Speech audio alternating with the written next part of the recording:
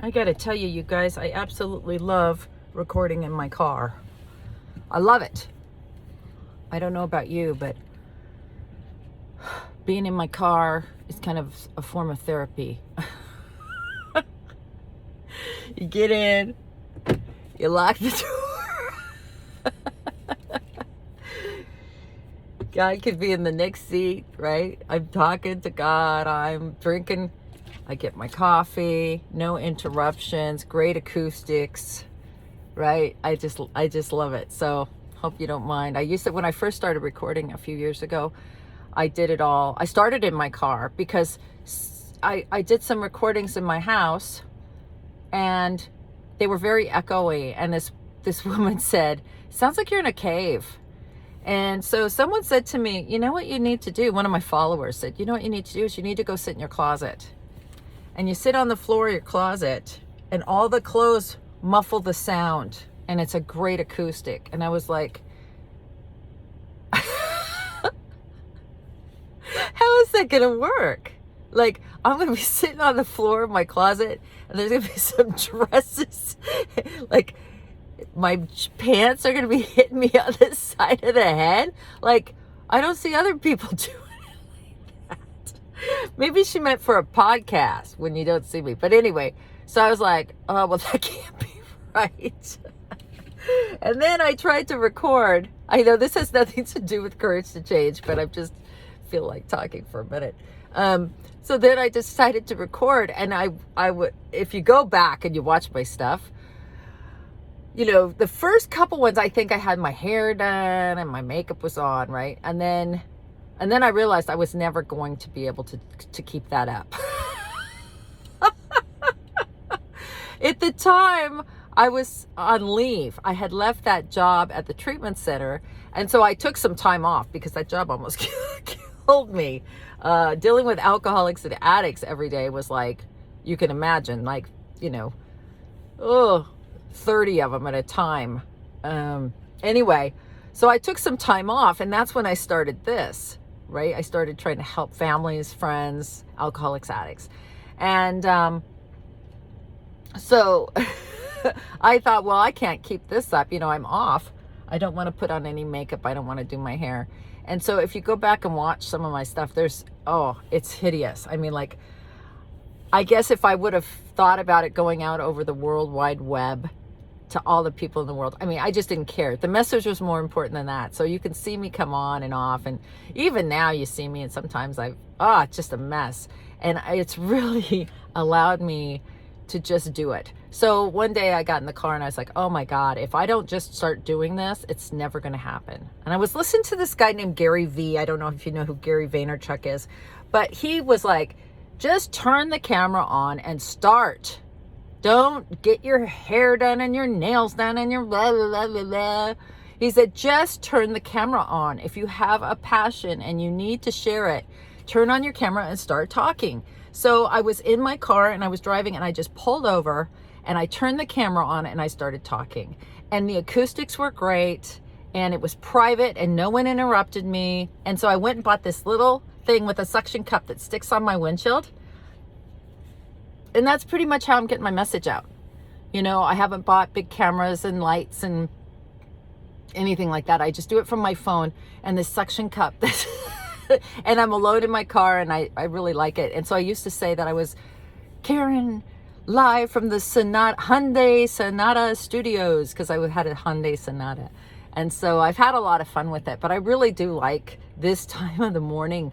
I slip away and I get some coffee and I do my readings and then I do any recordings I have and I call people back. I kind of get my day started and my life is not normal. You know, I have an abnormal life.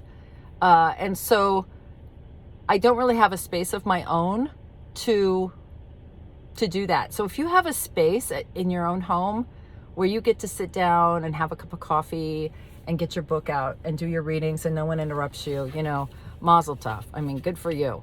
I don't. So this is my on the run. And I know people have said, could you find a better place? You know, the message is the same, whether it comes from the car or the beach or The beach, come on. Who am I kidding? All right, let's get to this. June 28th. I always felt that my loved one's drinking was a terrible reflection on me, and I worried about what people thought. One day he told me he wanted to get sober. I was elated for a day until his next binge, and then I was devastated. Some months later, my loved one finally did go to AA. 2 days later, the drinking began again. The most important thing I've learned in Al-Anon since then is that my well-being cannot depend upon whether or not the alcoholic drinks. His behavior is not a reflection of me. It's a reflection of his disease. However, my behavior is a reflection of me, and I owe it to myself to pay attention to what it has to tell me. I have to take care of myself. I have to accept that alcoholism is a disease which can be arrested but not cured. Many alcoholics make a number of attempts at sobriety before actually getting sober. Others never do. My life is too important to waste waiting for someone else's choices, even when it's someone I dearly love. Today's reminder, no matter whether the alcoholic in my life is drunk or sober, the time to put the energy into my own recovery is right now. That is so true. I can't even tell you how true this is. The up and down will kill you if you're putting your dependence on what someone else is doing.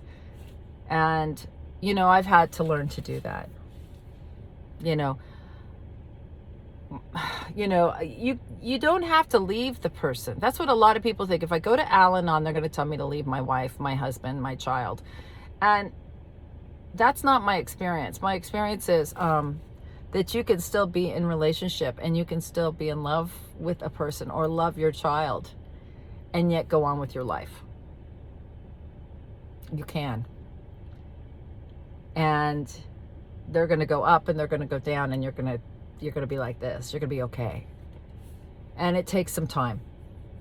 It takes some work, right? But, and it's not easy because this all sounds like Chinese when you start. I know it does. I know it does. And it's hard. But if you're desperate enough for something different, just keep coming. All of a sudden, it'll start making sense. It'll start making sense. And I like this part about, I always felt my loved one's drinking was a terrible reflection on me, and I worried about what people thought. I just took a group of people through the 4-step, and we were talking about it. And the one woman said to me, I had no idea how much my pride and ego was involved here, until we did this step. And it's so true, especially in this world we live in. Kind of just what I was talking about, the Instagram thing, the social media, the Facebook, you see these people and everybody looks like they're doing so well and everybody's happy and everybody's, living their best life. And that's just not the truth. It's just not the truth. I mean, everybody is posting the most wonderful things in their life, right?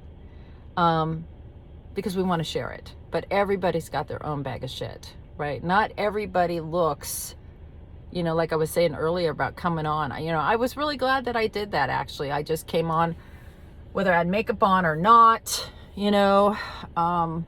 I broke down in tears before, just because this is me, right? This is me.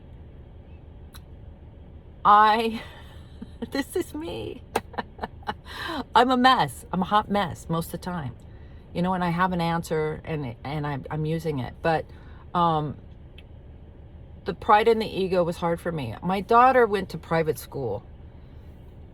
And looking back, I'd like to say that I sent her to private school because I wanted the very best for her. And it might have been more about me. And that's not easy to say.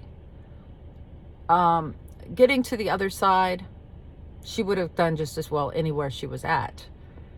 But the pressure that it put on me to be in a school that I couldn't afford, I sacrificed and I made sure she got there. But when she went to sleepovers in people's houses, it was multi-million-dollar homes and people had private jets and, and I drove in a expedition and we lived in a tract home, and so it was hard for me. And it was hard for her because it didn't, at first it didn't really make sense. Like, what was happening here? She didn't know. She was a little girl. I put her in preschool there. So, I don't know what that was about. I have to look back at that and say, I think that was more about me. My pride and my ego. And I think a lot of times things are like that. And I didn't see it until I did my inventory. You know what I mean? I didn't see it. So doing the steps is really important. So you can kind of see what's going on here, because really nobody has that Beaver Cleaver, June and Ward Cleaver home. They don't. And everyone's got their own bag of problems. And it takes the pressure off if you can just be real, be compassionate. I think these things make us more compassionate for other people and more helpful. And, but you can live your life regardless of what's going on with the other person. That's what people will see, is how are you doing, despite the fact there's an up and down going on in the house, or, whatever's going on. Your experience is going to be able to help a lot of people. And that makes everything worthwhile. So I like the reading. Thanks for listening to my little rant. It was a little long today. Have a great day. Bye, guys.